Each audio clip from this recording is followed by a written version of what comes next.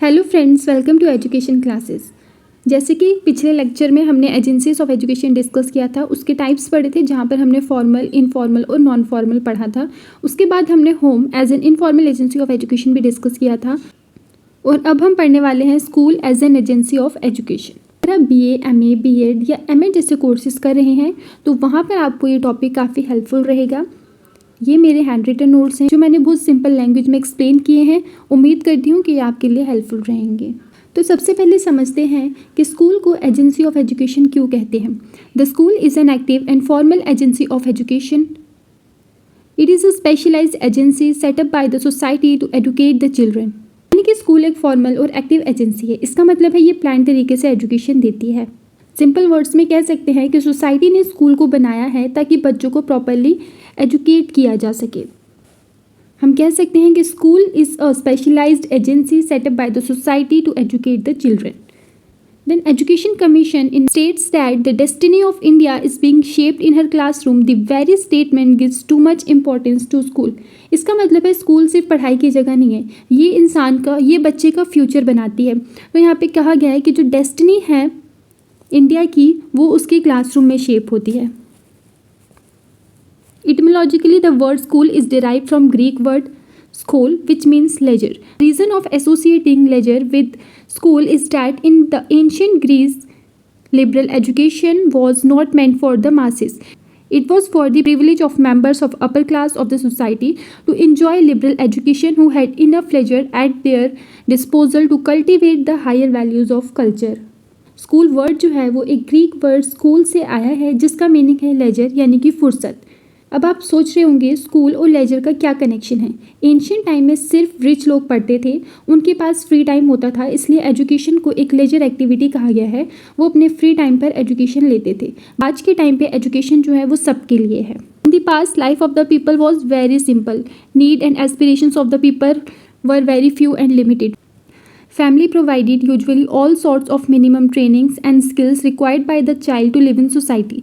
Basic trainings skills जो बच्चे को चाहिए होती हैं सोसाइटी में रहने के लिए वो सब फैमिली प्रोवाइड कर दिया करती थी पहले टाइम पे। जो रिलीजियस इंस्टीट्यूशंस और जो घर होते हैं वर द मेन सोर्सेज माने जाते थे बच्चों को एजुकेशन देने के लिए। बट एज पर जैसे जैसे सोसाइटी डेवलप हुई, सोसाइटी में और कॉम्प्लेक्सिटी पैदा हुई और इसका जो स्टोर ऑफ नॉलेज है वो बढ़ा, तो एक फॉर्मल एजेंसी की ज़रूरत महसूस हुई कि एक ऐसी फॉर्मल एजेंसी होनी चाहिए जो एजुकेशन इम्पार्ट कर सके बच्चों को। जैसे कि स्कूल, रिलीजियस इंस्टीट्यूशन अपनी इंपॉर्टेंस धीरे धीरे खोते चले गए। In the busy modern world, even parents do not find time to look their children. जैसे जैसे हमारी सोसाइटी में कॉम्प्लेक्सिटी बढ़ रही है वैसी वैसी पेरेंट्स के पास भी टाइम नहीं है कि वो लुक आफ्टर कर सके अपने बच्चों को। Does the function which were transacted by family, church and community in past, तो जो फंक्शन पहले फैमिली का, चर्च का, कम्युनिटी का होता था अब वो धीरे धीरे स्कूल की तरफ शिफ्ट होता चला गया। तो बेसिकली पहले क्या होता था, फैमिली और रिलीजियस इंस्टीट्यूशन ही एजुकेशन देते थे। लाइफ बड़ी सिंपल थी, लोगों की नीड्स बड़ी लिमिटेड थी। बट जैसे जैसे सोसाइटी कॉम्प्लेक्स हुई, नॉलेज बढ़ी, लाइफ फास्ट हो गई, पेरेंट्स बिजी हो गए, तब नीड फील हुई कि तब स्कूल की ज़रूरत फील हुई। काम पहले फैमिली, चर्च और कम्युनिटी करते थे, अब वो काम स्कूल पर आ गया। अब आते हैं इसके फंक्शंस पर। First, complete development of the individual. The school is meant for the complete development of the individual, that is physical, intellectual, emotional, social, aesthetic, moral and spiritual, through its curricular and co-curricular activities like debates, declamations, trips, games and sports. The school helps in the all-round development of the individual. तो school का सबसे बड़ा role क्या है, वो है all round development बच्चे का। मतलब जहाँ फिजिकल आ गई, आपकी इंटेलेक्चुअल डेवलपमेंट आ गई, इमोशनल, सोशल, एस्थेटिक, मॉरल और स्पिरिचुअल डेवलपमेंट आ गई। स्पोर्ट्स, आप अगर फॉर एग्जांपल अगर आपको स्कूल में sports, games and sports provide किया जा रहा है तो वहाँ से आपकी फिजिकल डेवलपमेंट हो रही है। अगर डिबेट हो रही है स्कूल में तो वहाँ से आपकी इंटेलेक्चुअल डेवलपमेंट हो रही है। ग्रुप वर्क से आपकी सोशल डेवलपमेंट हो रही है। तो स्कूल डेवलप करता है चाइल्ड को कम्प्लीटली। उसके बाद अगला आता है transmission and enrichment of culture. School is the savior of cultural traditions. It transmits the cultural values of the society to the pupils. Moreover, it helps in the enrichment and modification of culture by constantly organizing and reconstructing human experiences. Thus, it helps in the creation of better and happier society. तो school का काम है culture को transform करना, मतलब values को, traditions को, beliefs को, और सिर्फ ट्रांसफ़र नहीं बल्कि उन्हें इम्प्रूव भी करना, उनमें इनरिचमेंट पैदा करना। उसके बाद अगला आता है cultivation of social efficiency. School is said to be the fountainhead of all the social virtues. It is only the mirror of society, but it also puts an ideal for proper functioning of society. It promotes social efficiency by cultivating a balanced sense of rights and duties and by providing training for effective participation in democratic government. तो school हमें society के लिए prepare करती है, rights और duties सिखाती है, democracy में पार्टिसिपेट करना सिखाती है, फॉर एग्जांपल वोटिंग की awareness, discipline, respect for the others. Next है vocational education. Another function of school is to provide vocational training. The school impart the vocational training in accordance with needs, abilities and aptitude of the individual. यानी कि school का काम है आपको vocational training भी provide करना। स्कूल सिर्फ थ्योरी नहीं देता, स्किल्स भी देता है, मतलब जॉब ओरिएंटेड ट्रेनिंग प्रोवाइड करना। फॉर एग्जांपल कंप्यूटर स्किल्स या फिर practical subjects based on interest, ability and capacity of the individual. Next आता है cultivation of higher values. Schools also cultivate higher values of life in the pupils. Morality should be developed so that students may be in a position to filter right from wrong and virtue from vice. A sense of true appreciation of Satyam, Shivam and Sundaram यानी कि truth, goodness and beauty also be developed by the school. यानी कि school हमारे अंदर higher values cultivate करता है।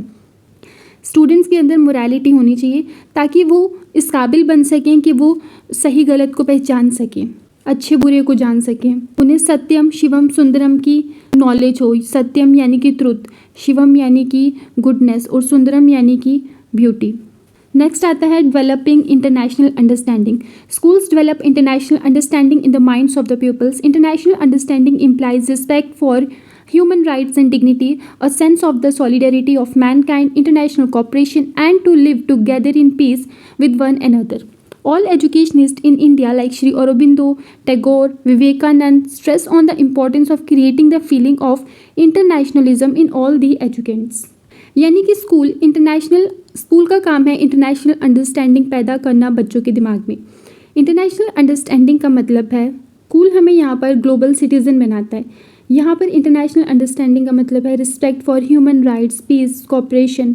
Famous thinkers जैसे औरोबिंदो, रविंद्रनाथ टैगोर, स्वामी विवेकानंद सब ने इंटरनेशनलिज्म पर फोकस किया है। नेक्स्ट आता है today's child is a tomorrow citizen. If he remains inside the four walls of family his outlook will not be broadened. As such, school has to provide a broad atmosphere to develop in children a desirable outlook and attitude towards social life. The school is the middle stage between child's early life and the larger life of the community.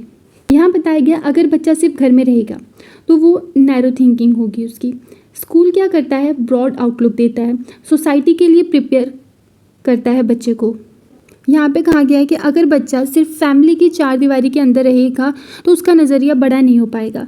School का काम है एक broad atmosphere provide करना बच्चे को जहाँ पर वो एक डिज़ायरेबल आउटलुक डेवलप कर सके अपना। Physical and mental education. School has to provide physical training. Physical education is associated with intellectual education. In order to make the child physically fit and mentally alert, different physical activities like sports, games, NCC, NSS, Scout, PT, etc. can be organized. यानी कि school हमें physical training provide करता है। Physical education intellectual education से associate है। बच्चे को physically fit और मेंटली अलर्ट बनाने के लिए काफ़ी सारी फिजिकल एक्टिविटीज़ स्कूल में ऑर्गेनाइज करवाई जाती हैं, जैसे कि sports, games, NCC, NSS, PT वगैरह वगैरह। ऐसा कहा जाता है कि healthy body healthy mind. To sum up the function of school are to provide all types of training, that is physical training, intellectual training, civic training, character training, cultural training, vocational training, national integration and international understanding. Finally school क्या करता है, physical training provide करता है, intellectual development पर focus करता है, बच्चे की कैरेक्टर को बिल्ड करता है, उसकी कल्चरल डेवलपमेंट करता है, वोकेशनल ट्रेनिंग प्रोवाइड की जाती है, नेशनल इंटीग्रेशन पर फोकस किया गया है, उसके बाद इंटरनेशनल अंडरस्टैंडिंग पर फोकस किया गया है। मतलब स्कूल एक कंप्लीट डेवलपमेंट का सेंटर माना जाता है।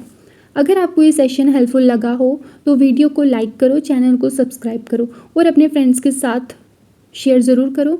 नेक्स्ट क्लास में मिलते हैं जहाँ पर हम डिस्कस करेंगे religion as an agency of education. Thank you so much.